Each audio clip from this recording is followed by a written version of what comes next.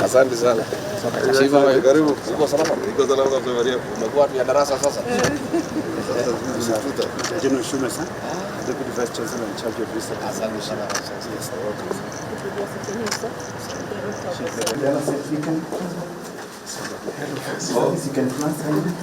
Okay. I never was.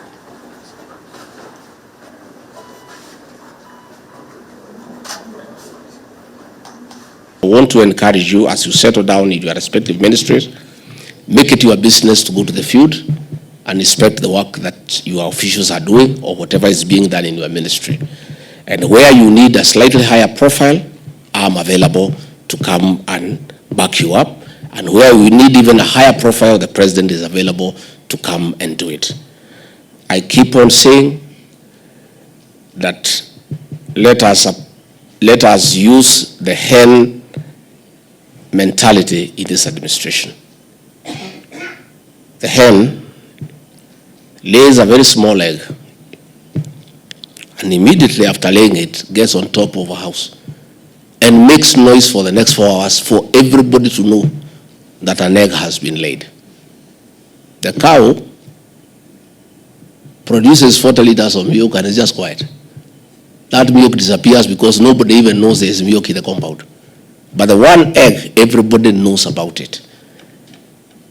Whatever little you do in your ministry, to be debe, let us not assume before no. Interact with other Kenyans from all walks of life.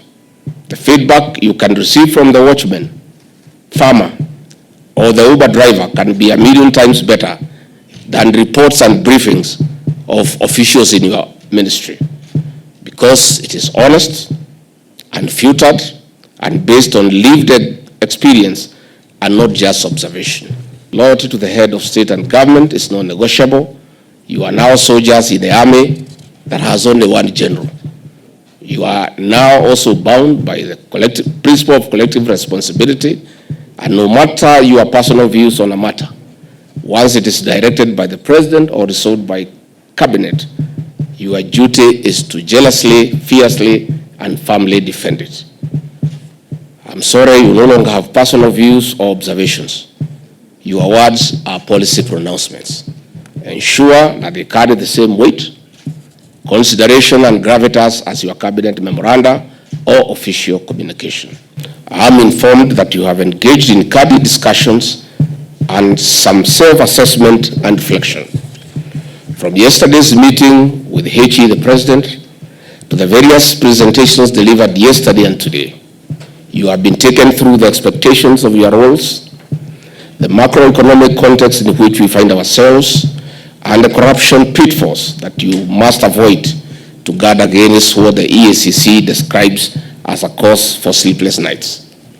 I also note the guidance provided on the national security posture in which we must operate, the contours of safeguarding our national interests, the machinery of states, the mechanics of parliamentary engagement, and the tenets of effective communication and branding. Of greatest importance is the need to work cohesively in a whole-of-government approach. Colleagues, ladies and gentlemen, Kenyans express themselves loudly and clearly. They want a government that is responsive, accountable, and transparent. They want leaders, not rulers, servants, not masters, and they expect humility and sacrifice. The youth in particular are the game changer.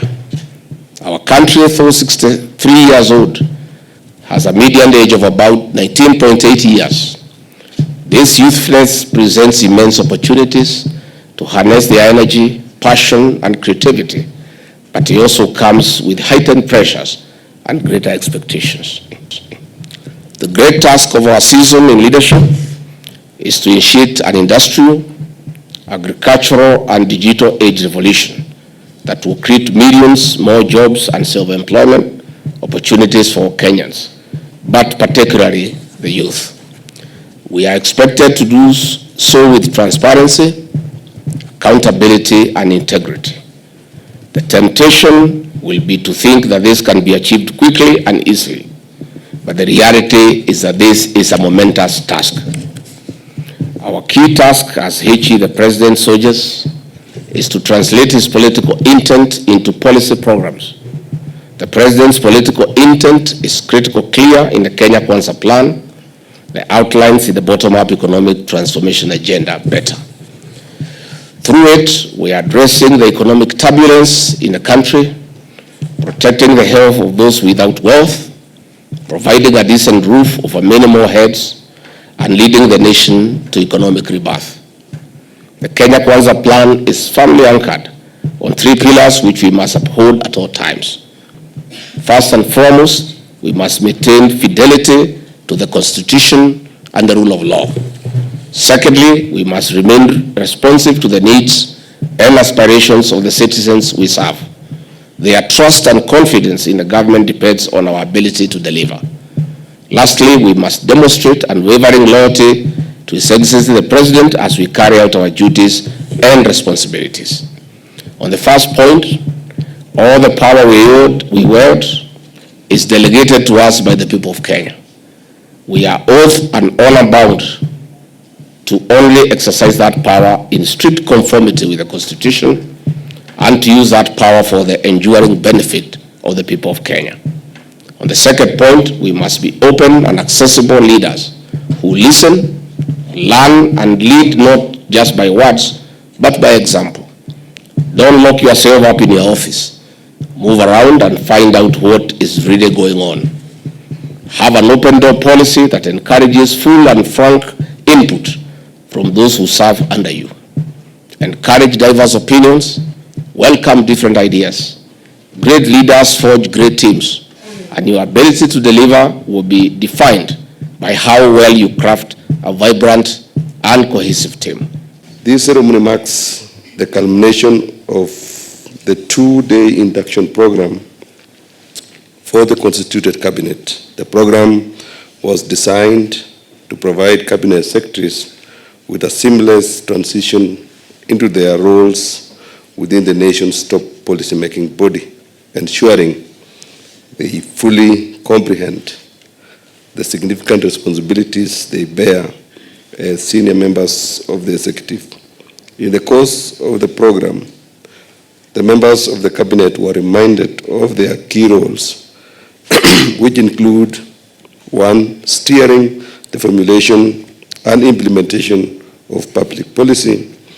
Second is advising the President on matters within their portfolio mandates, administering their respective ministries, playing a crucial role in the legislative process, representing their ministries at both the municipal and international levels, serving as the spokesperson of their ministry, managing crisis by offering leadership through any crisis within their respective portfolio, overseeing parastatals and state agencies under their ministries, coordinating interministerial efforts, appointing and supervising ministry staff through principal secretaries, accountability to Parliament and the public, liaising with the Attorney General and constitutional commissions,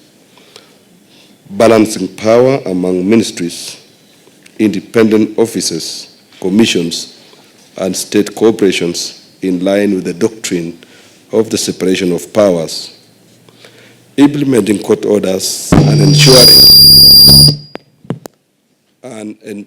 and ensuring legal compliance.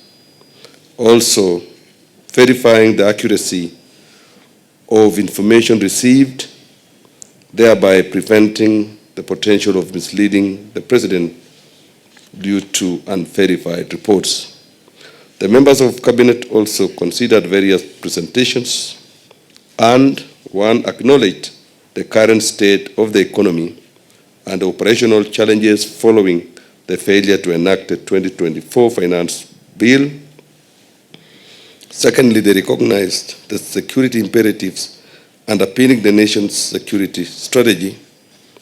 They also noted the imperative of Kenya enhancing its geostrategic position so as to drive stronger economic growth and inclusive development, they also observed the compelling public interest in Kenya leveraging on its diplomatic dividends to safeguard its territory and boundaries.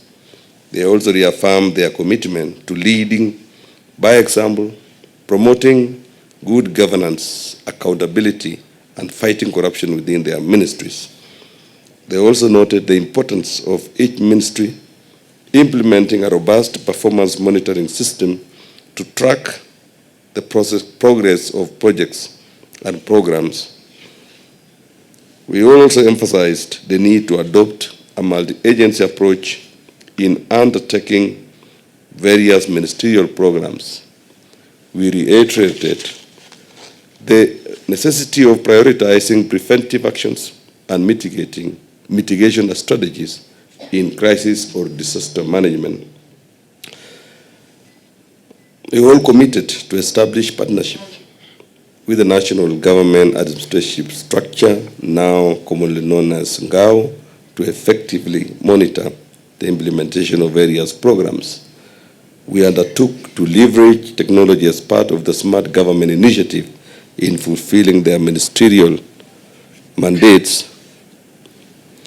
We also resolved to take full responsibility for the administration of the respective ministries and state departments.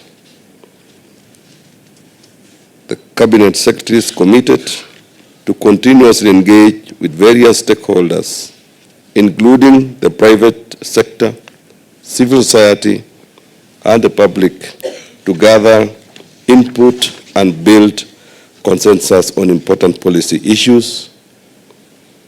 The CSS acknowledged the critical role of communication in the administration of public affairs, especially in the current era of rapidly evolving communication technologies and misinformation and fake news.